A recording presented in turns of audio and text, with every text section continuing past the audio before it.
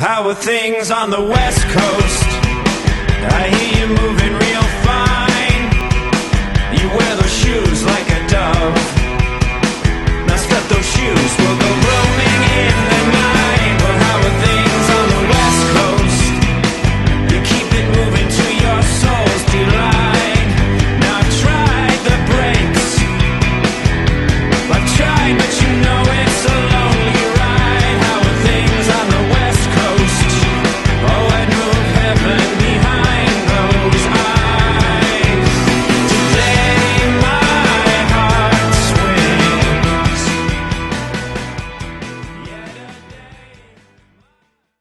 Yeah, so this is Charlie with the Love Police, and you know, law of attraction. A man who I admire greatly has turned up. David, hello. Hello, mate. Hello. What brings you to Parliament today? Well, not truth, justice, and honesty. That's for sure.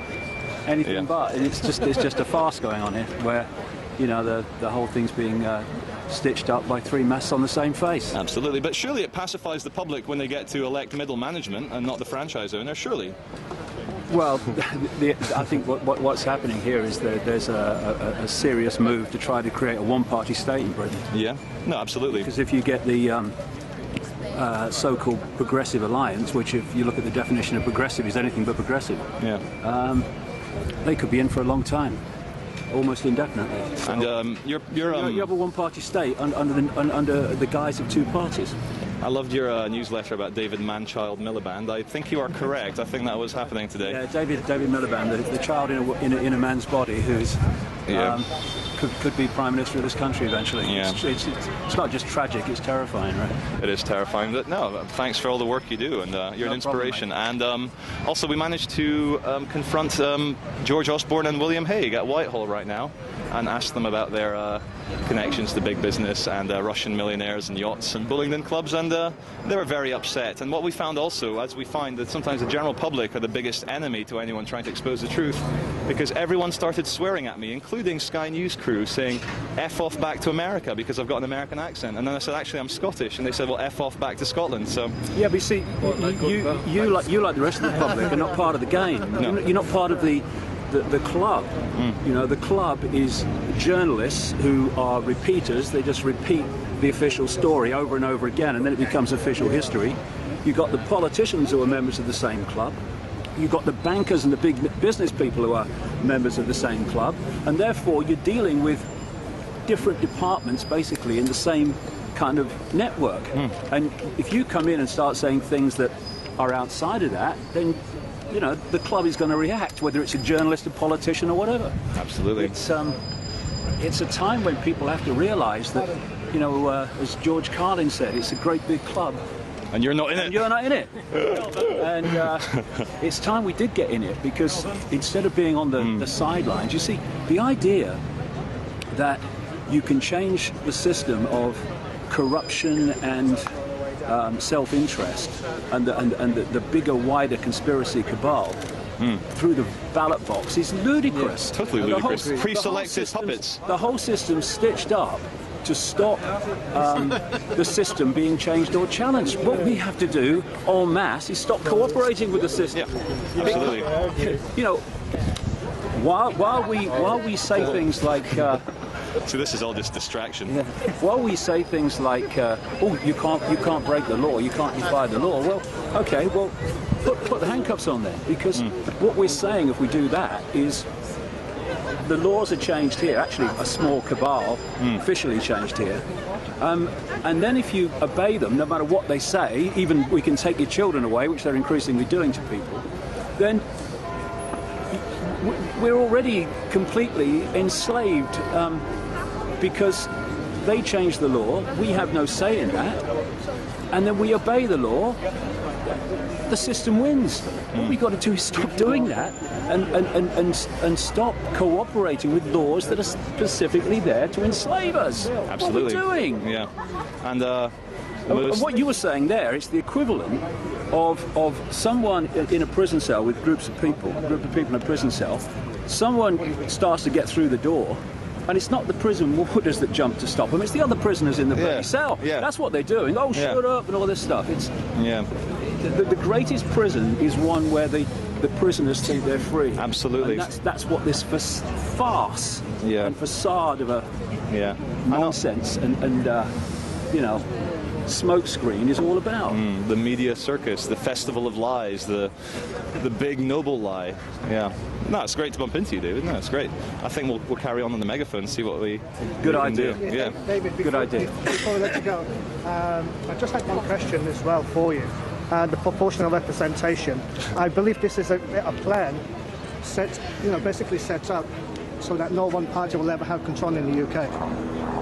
Well, what keeps coming up is when you follow a news day, you know what the song sheet's been at the start of the day, because all these guys around here just keep repeating it. Now, you remember on election night, the mantra was stable government and all that stuff. They're already building this, what's going on now. And the mantra over the last 24 hours has been the Progressive Alliance. I mean, Progressive Alliance. The Labour Party is part of a Progressive Alliance. So it's now progressive to pepper bomb a country on a basis of bloody lies, kill at least and maim at least 1 million bloody people and growing. That's progressive. You know, these are all newspeak, Orwellian words that are different ways of saying tyranny. And so this Progressive Alliance is this centre, so-called left of centre, actually far bloody right, if you want to use those terms, creating its area within British politics, so that it just keeps at elections through changes in the voting system, perpetuating itself.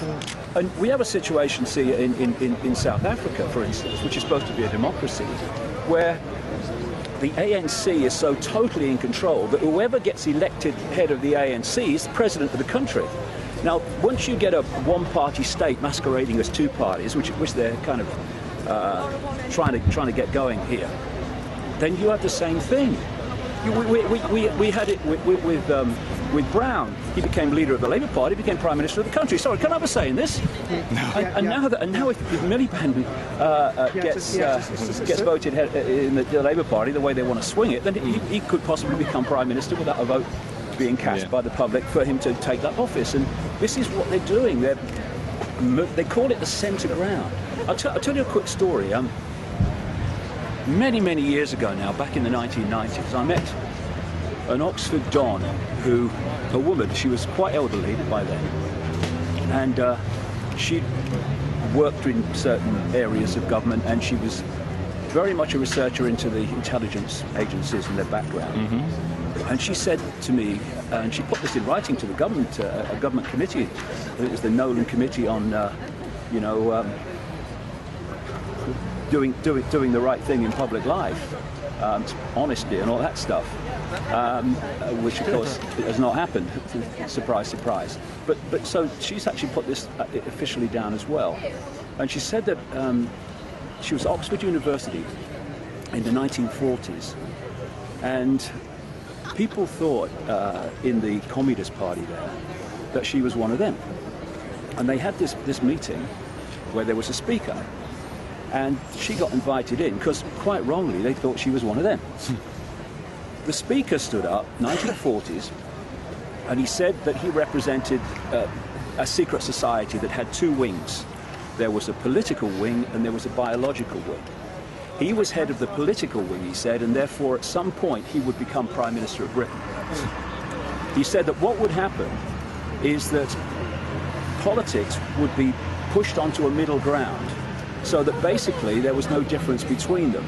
And what he said they were going to do, 1940s, like I say, they were going to put their people on the right wing of the Labour Party and on the left wing of the Conservative Party, because he said British people instinctively don't like extremists. Right? Well, it's happened.